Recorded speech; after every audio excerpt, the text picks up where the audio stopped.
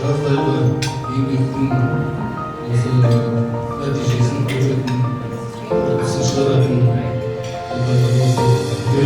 істің басында тұрмыз.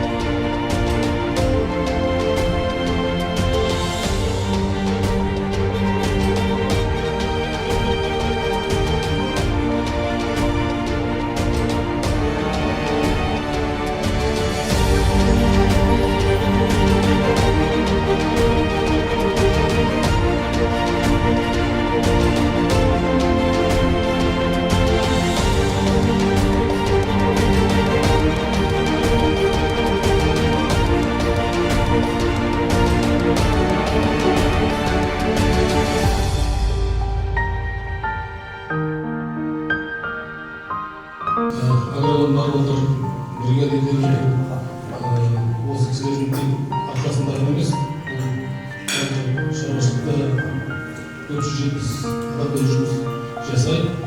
Сол кісілердің жаңағыдай 140-тай жұмылған тірлігінің арқасында.